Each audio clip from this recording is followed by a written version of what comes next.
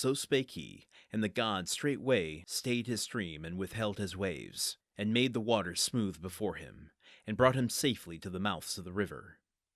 And his knees bowed and his stout hands fell, for his heart was broken by the brine, and his flesh was all swollen, and a great stream of sea water gushed up through his mouth and nostrils. So he lay without breath or speech, swooning, such terrible weariness came upon him. But when now his breath returned, and his spirit came to him again, he loosed from off him the veil of the goddess, and let it fall into the salt-flowing river.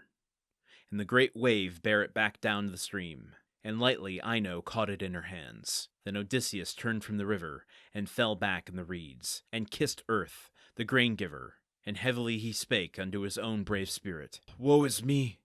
What is to betide me? What shall happen unto me at the last? If I watch the river-bed all through the careful night, I fear that the bitter frost and fresh dew may overcome me, as I breathe forth my life for faintness. For the river breeze blows cold betimes in the morning.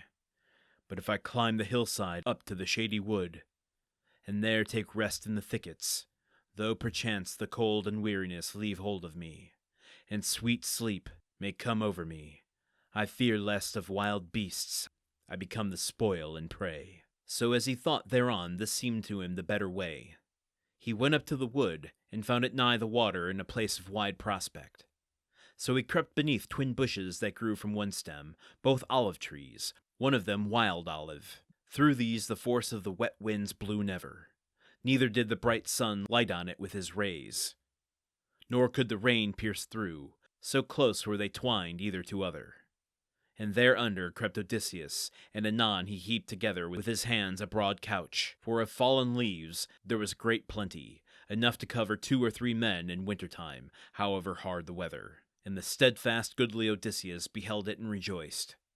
And he laid him in the midst thereof, and flung over him the fallen leaves. And as when a man hath hidden away a brand in the black embers at an upland farm, one that hath no neighbors nigh, and so saveth the seed of fire, that he may not have to seek a light otherwhere, even so did good Odysseus cover him with the leaves. And Athene shed sleep upon his eyes, so that it might soon release him from his weary travail, overshadowing his eyelids.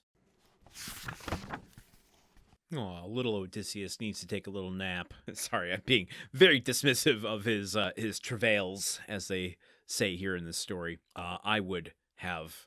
I've already mentioned, I wouldn't have even left the island of Calypso.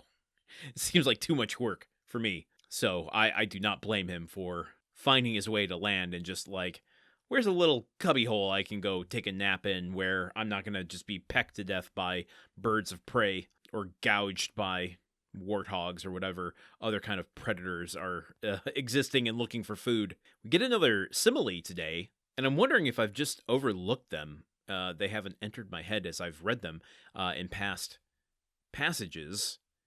Today we get a simile of preserving the hidden ember, which I think is reflecting survival in isolated conditions, considering it's talking about not having neighbors nearby and just the practical knowledge of how to keep a flame alive, fire being such a important part of life. But in addition to the simile, we're getting some symbolism here, stuff that I think probably would have been apparent to modern audiences of the time hearing this, but might not be as obvious to us reading it now. I don't think it's insignificant that he is using olive trees to cover himself, both in terms of the shelter, but also the leaves on the ground, because olive trees are really culturally significant in Greece and Greek mythology, often associated with endurance and protection, I think because of how long they take to grow. They represent a sort of endurance of nature. Is this adding anything narratively? Probably not, but it's an interesting textural detail that I think. Now, I'm going to make a comparison that I'm completely ill-equipped for, but when you think of biblical stories, there's the general atmosphere of symbolism. When you put on a biblical story, if you're watching a movie or you're reading a religious book, there's just a kind of atmosphere and a vibe. And it kind of comes from the tapestry of symbolism, whether it's the nativity scene or the reverence people have or the philosophy. Like, I recently rewatched Ben-Hur, the Charlton Heston version, and in that, Ben-Hur encounters Jesus in a handful of important moments. And it's kind of interesting how they're able to evoke the reverence around that figure without ever showing his face, without it ever really being a narrative focus point. It's just Ben-Hur kind of flitters through, well, the inverse of that. Jesus kind of flitters through the Ben-Hur story into pivotal moments, particularly. And I don't know if it just comes with the territory of, like, we all know who we're talking about, and you know what that means, or if there is something in the way it's intentionally developed to evoke those things. Maybe a bit of both. I'm not sure. Suffice it to say, let's just use the nativity scene as a point of comparison. You see that at the holiday time where a baby in a crib of hay and a bunch of people, standing around him, that in and of itself has created a symbol for all sorts of thoughts and ideology and feelings, emotions, that you just need like one look at it and you kind of get that feeling, that powerful feeling that, most religions hinge themselves on. Remember, we're talking about olive trees. That's how far this tangent has gone. My point being with the olive trees is I think the audiences of the time would have taken that olive leaf and olive tree symbolism and have pulled a similar sort of like impression from it. All right, today's going to be a little bit longer of an episode because I want to do two things. One, I got to talk about the Patreon in just a minute. I want to remind you all about Supporter Month coming up in May, but I told you yesterday I wanted to do one quick thing since this is the first chapter we've had from Odysseus. I want to just pause for a moment and ask, what do we know about Odysseus? And I want to break this down into two categories. One, what we know of Odysseus from others, and what do we now know of Odysseus from witnessing him in Book 5. So if we take in Nestor, we take in Menelaus, we take in Athena's pleas to Zeus, Penelope, Telemachus, what are all of those people saying about Odysseus? How are they building out his reputation? Let's just break it down. We know he's coming from Troy, and it frames him, the kind of opening of this story frames him as the ingenious hero who has traveled widely. He's seen many cities, learned many customs, and he has suffered greatly both trying to save himself and his men. Okay. Because of this, the gods favor or pity him, except for Poseidon, who obviously is holding a grudge. What else do we know about him? From Penelope and everything happening in Ithaca and Athena there, we learn that he was a just ruler. He was a fatherly sort of king. He governed as though he were their father. Remember what Penelope says at the end of Book 4, never did an unjust thing by anybody. So this is telling me that he's a man who is powerful, but also measured and equitable. He's not arbitrary in his rule. Menelaus, when he's giving his Odysseus recollections, essentially poses him as an Achaean like no other.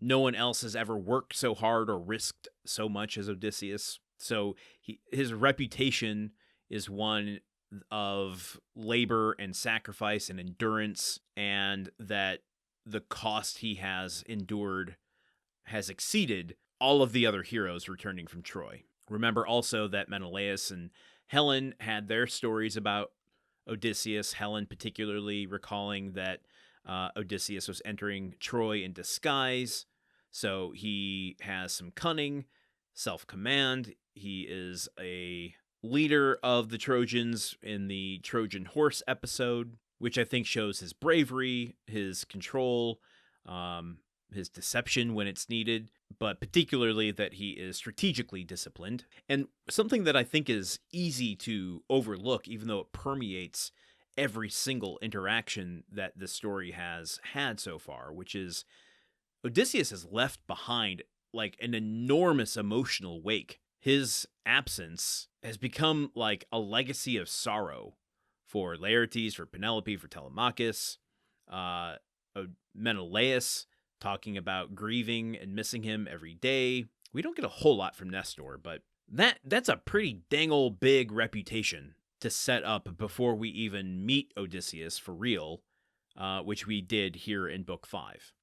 So taking all of that and comparing it to what we have seen during his introduction, let's do a little compare and contrast and see if there's anything we can add to our profile of Odysseus now that we've met the dude. Let's not forget, we meet him literally crying on the shore, trying to face back home because he is profoundly homesick. While he has agreed to be physically with Calypso, he has emotionally rejected her. So he is a man that has a deep moral soul suffering that is ever present, to the point where he chooses mortality and suffering at the possibility of getting home to Penelope, to Ithaca, to Telemachus, over immortality to agelessness that Calypso promises him. I still don't know how to earmark this one in my notes. Is he cautious and hard to fool, or is he like straight up paranoid? Like when Calypso offers to help him leave, he doesn't like celebrate that. He is really sus about the whole thing. And the same thing happens with Ino when she is on the raft telling him how to reach the shore.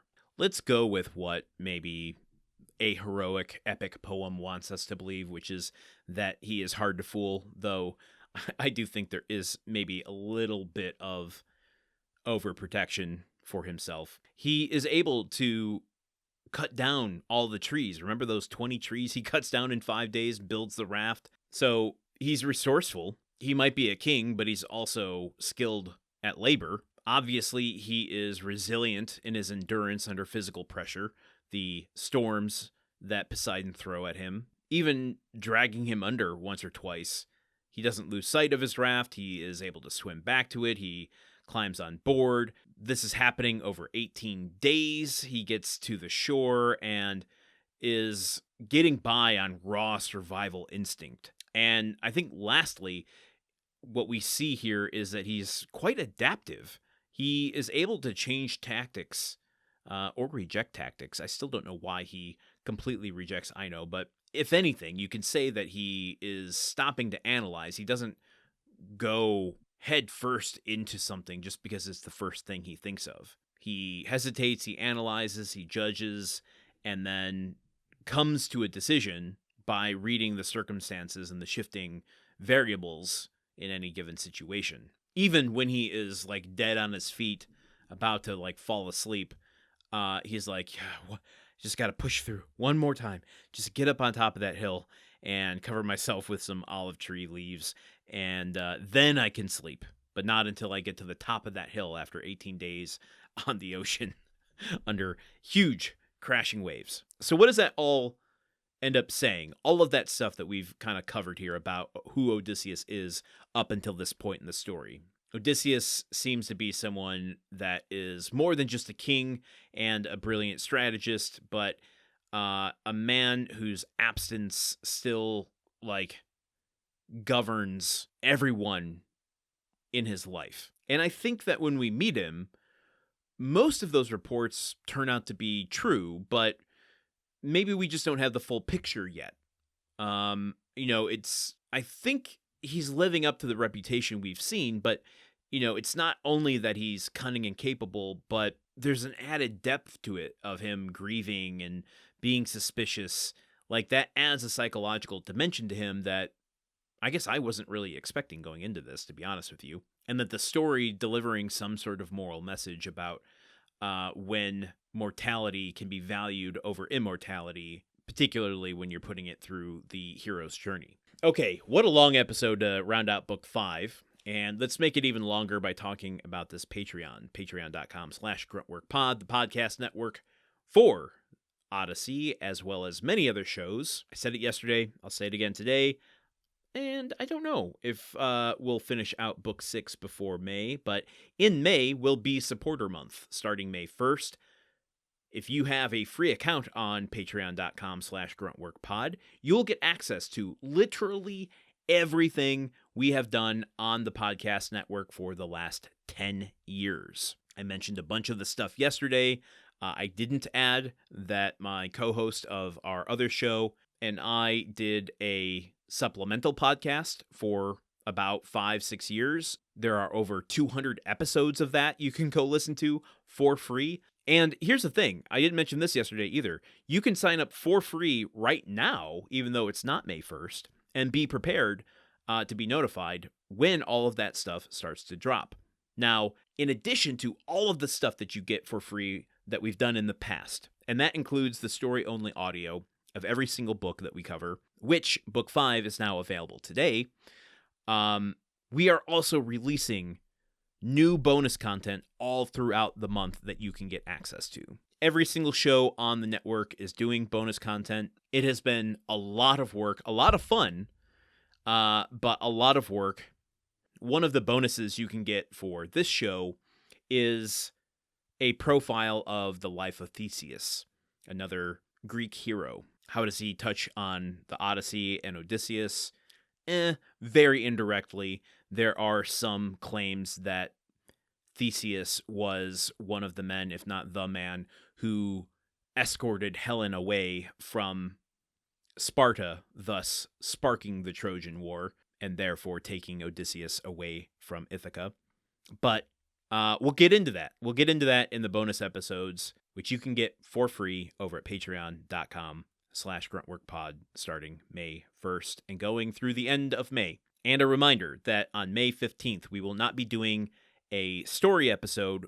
That one day we will be doing a crossover episode with Movie Memory Machine where we cover the movie Immortals. That is about Theseus, and it's a Greek mythological movie. I didn't want to do an Odyssey cover just yet, considering Nolan's film is coming out in a couple months. But of course, you can contribute if you want to for as little as $1 per month in order to help us reach our goal of just being net zero, where the network doesn't cost us anything, but also isn't necessarily making money. We are about halfway to that goal, and every dollar, I promise you, every single dollar that you contribute goes directly back into the network, is spent wisely, and keeps these shows on the air, keeps them ad-free, and allows us to grow and do other cool projects. Odyssey wouldn't exist if we didn't have contributors to our other shows. So thank you to everyone who does contribute. Please consider contributing if you can. If you can't, you can always support the show by leaving a short review and a 5-star rating over at Apple Podcasts, Spotify. You can subscribe and comment on our YouTube channel. You can share the show with someone you know by giving them the website. You can give them the YouTube channel. Tell them they might enjoy it. And of course, over at patreon.com/gruntworkpod, if you have any questions you want to reach out to me, you can do so over there. Okay, folks, we have completed Book 5, but we don't take any days off here on Odyssey, so join me here tomorrow as we dive right into Book 6. Will Odysseus wake up from his nap? We'll find out. Until then, okay, goodbye. Odyssey is part of the Gruntwork Podcast Network. The show is produced, edited, and hosted by Landon Solano. The original text of The Odyssey, written by Homer. Theme song by Neuroflow. You can support this show and other shows like it by going to patreon.com/gruntworkpod. Thank you for listening. See you tomorrow.